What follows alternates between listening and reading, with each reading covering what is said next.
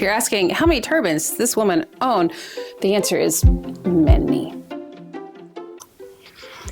Hello, darlings. Are you ready to get truly groovy? Because today we are talking the slow fashion project that is my 1970s capsule wardrobe that I am sewing with my own two little hands.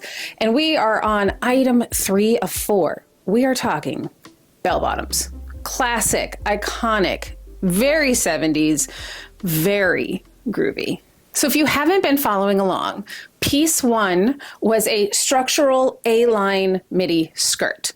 Piece 2 was a flowy, drapey, tunic-ish blouse. And then we were on to the flared, the gorgeous bell bottoms. I mean, nothing really screams the 70s more than bell bottoms, right?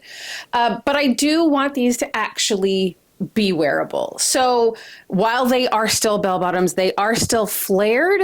I did rein them in a little bit because I don't want to look like I'm wearing a costume. I want this to be very 70s inspired. I am using our vintage pattern, but I do want everything that I make for this capsule wardrobe to be wearable today. So today I'm going to walk you through the thrifted peach polyester that I used, the technique that I used to grade the pattern up to fit me because the pattern that I purchased is a little too small, the sewing techniques that I used and learned, there were quite a few new ones, and the unexpected joy of working with this super fun fabric. So stick around.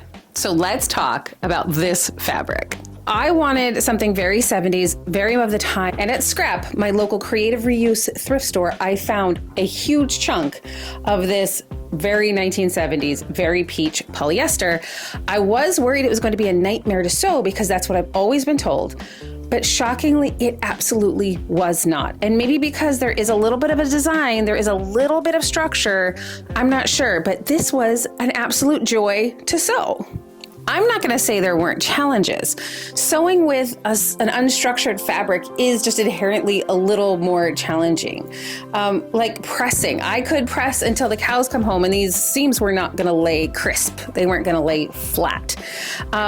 It does like to stretch. It does like to pull.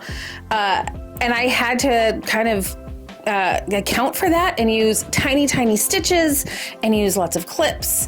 But I still found it absolutely way easier to work with than I expected. And maybe it's because I was always told it was such a nightmare. I expected it to be a horrendous experience. But I really, really enjoyed it. So the iconic bit of any pair of bell bottoms is the flare, right? And this is vintage, very easy Vogue 8806. And I wanted to stick as closely to it as possible, but I did have to grade up the pattern. So what I did is I took their pattern, I made sort of a pants block of just what my actual leg measurements are. If I was making, a pair of kind of, I guess, skinny jeans, it would work perfectly. But just to make sure that those at the very minimum had to fit in, right? But what I realized is I could just very easily help figure out how to grade this. A pair of course, I already own bell-bottom pants. A pair of bell-bottom pants that I already own, use them as a pattern. So basically I had 3 things to work with. I had the, pants block that I had worked on, a few months ago. I had the actual pattern, and then I had the pants that I created sort of a new pattern with. And I combined the 3. There are still things I would change, but I wanted to stick really as close to the vintage pattern as possible. And you'll see, there are some changes I would make, but I think that's true of literally any sewing project. But I think if you were thinking about learning to sew, this is how my brain works. Just sort of jumping in, figuring it out. I know that there are mathematical ways for me to grade these up technically and properly, and I have actually several books and pamphlets explaining exactly how to do that. But I just wanted to see, hey, I've got these pants that already fit and they are bell bottoms. Let's see how that works. And honestly, the pattern I made from those pants was so close to the pattern for the vintage paper pattern that it ended up working really well. There was a little bit of math involved because the vintage pair had some darts that my current pair doesn't have, a zipper on the side instead of in the front. So that did change some things.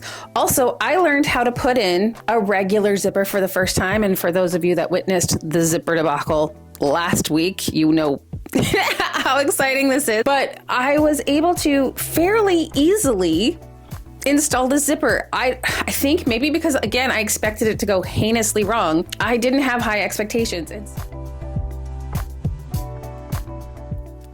So after cutting out all of my pieces extremely carefully, I did pull out the directions. And honestly, this is absolutely it. This is the entirety of the instructions. It was so minimal.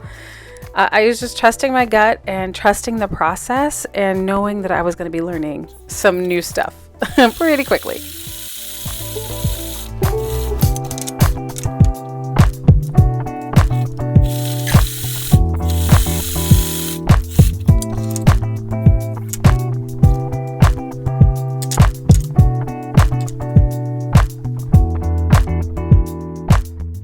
One of the first things I had to learn was how to install a regular zipper. And since those instructions were so minimal, I turned to this book.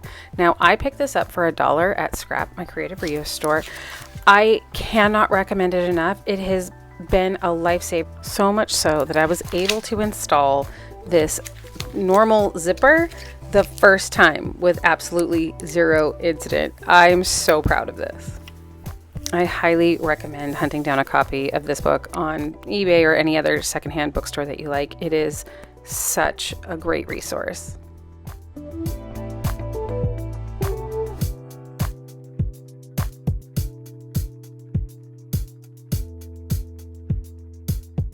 This was that trust the process moment where I had the minimal instructions, and the picture that was going along with the instructions showed one leg of the pant inside the other leg.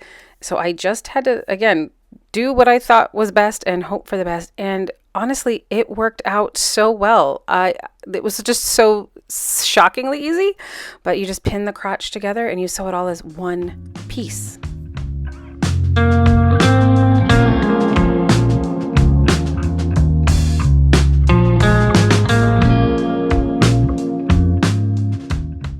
So everything was done here except for the final hems and everything. So I decided to do a little fit check. And here we are, looking good. I, again, was trusting the process and I was still so pleasantly shocked.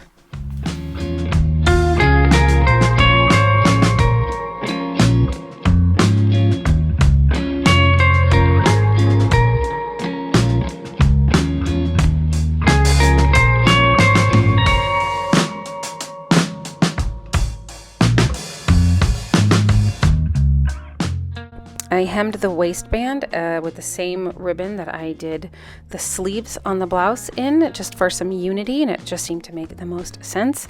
The hem at the bottom of the pants was a simple folded hem that you then pink the edges, and here we are done. So what do you think? Aren't they cute? Right? Now, remember, I have never sewn a pair of pants in my life, so we were not expecting perfection, and they're not perfect, but they're so cute. I absolutely love them. I love the darting on the back because I've got a bum. I love the absolute fantastic flare. Look at these. They're so much fun, and they're just this lightweight polyester, very 70s, very of the time, very period. But let's see how they work with our capsule pieces that we have so far. If I do say so myself, it looks great with the other pieces. Oh, and if you're asking how many turbans does this woman own, the answer is many. Yeah, look at this. I mean, I know that it's for a lot of people, they're never going to wear a color combo like this, but I love this kind of thing. I love the vibrancy of the 70s. I love the playfulness. I love the willingness to just play and have fun. I mean, bell bottoms, come on. So this is the skirt. And obviously I will never wear the pants and the skirt together, but if you look, the color combination is absolutely stunning. They go so well together. And this is the fabric I'm going to be making the jacket out of. So I will be having a little skirt suit to wear with this top and the jacket can still go with the pants. So that will be the completion of our 4-piece capsule wardrobe. Now, I am a little scared to make the jacket, I'm not gonna lie. And the reason I'm scared is, not because there's going to be any repercussions, but because I genuinely don't know what I'm doing and I only have enough fabric left to make the jacket. So if I mess up royally, I can't get any more of this fabric because it is a vintage fabric that I sourced on eBay, which will be a bummer. But that said, let's say I royally mess it up. A, I will learn some things. And B, I can dig in my stash, which is extensive, and find something else that will coordinate. Will it be the, absolute capsule wardrobe perfection of creating this entire pattern packet from scratch? No, but it will still work just fine. And honestly, most anybody is gonna know is nothing. Like nobody's gonna know, right? So I was scared to make the pants as well. And there is a weird trick with making at least soft-sided bell bottoms where you stick the 2 legs together to sew the front seam and the crotch and all that, which was fascinating. It never would have occurred to me that that's how that's done. But I learned how to do it and I enjoyed making it. These were so fun to make. A friend FaceTimed me while I was in the middle of sewing. And she asked, I said, I'm making some peach bell bottoms. And her only response was, for what? And I just had to say, for my body, for happiness, for joy. And that's what this experience has brought me. It's like, yes, I'm going to have wearable clothing when I'm done, but I'm having so much fun learning. I'm having so much fun in just the doing. So even if I do screw up this jacket, I will still have learned things. I will still have had fun. I'm sure there will be frustration and tears, but that's besides the point. Again, I was scared of making the pants. And now I'm no longer scared of making pants. I want to move on to sort of the next thing, learn some new things. Like for starters, I would love if these had a waistband that went up a bit higher. The pair of pants that I used as sort of a pattern template has a waistband, and I realized I really like that. These are cute. These are very time appropriate. They sit right on my hips. Another thing is each of these pieces has hooks and eyes. The shirt does, the skirt does, the pants does. I don't love a hook and eye. I'd love to find ways to do different types of closures. But again, this was such a learning experience. I want to do things as closely to the originals as possible. That said, this blouse was supposed to have sleeves, but I know for me, I will get more wear out of it as a sleeveless top that I can use as a layering piece. I know I'm going to get wear out of these pants because I did take in the bell just a tiny skosh because again, I love vintage inspired clothing. I love vintage clothing, but I don't like to dress into costume. So that's sort of where we're at. I'm making slight adjustments and I'm learning what I'd like to do next. So that's 3 down, 1 to go. This was a challenge in peach polyester, but a win for vintage fashion. I'm so excited about this. I'm so excited to be getting towards the finish line too. So if you want to see me make the last piece in this series, which is going to be that structural, sophisticated jacket that's going to add a little bit of snap, a little bit of crisp to these soft, flowy pieces, do hit like, do hit subscribe, stay along for the ride. But when you're done doing that, I would love for you to hit the comments and let me know what vintage sewing challenge have you kind of gone through, overcome? What have you got tips for me on fabrics, like vintage fabric sewing tips? Like what's, kind of the hurdle you need to get over or the one you did and now you can give me a little insight? Because again, I am learning. This is a whole creative process for me. I just started sewing a few months ago. All of this is coming out of a challenge I did last year, which was reinfusing my life with creativity every single day. And this year is about diving deeper into some of the creative things that I decided I really enjoyed and really liked. So we've got sewing here. Coming up is going to be some drawing, some photography. There's a lot going on. So I would love to know, again, like either give me your best vintage sewing tips or let me know how you're infusing your daily life with creativity. I'm so glad that you're here. This tiny little community that I've got, you have all been so lovely and so encouraging, and it's so great to have you here alongside me while I reconnect with that creative me and I discover more and I learn more. And I think especially right now in the times that we're in, it's important to really focus on yourself and your creative expression. And I am enjoying doing it. I'm having fun and I'm feeling good about it. So join me if you want to have fun and feel good about it too. Until I see you next time, stay groovy, stay crafty, stay creative, and I'll see you soon. Bye.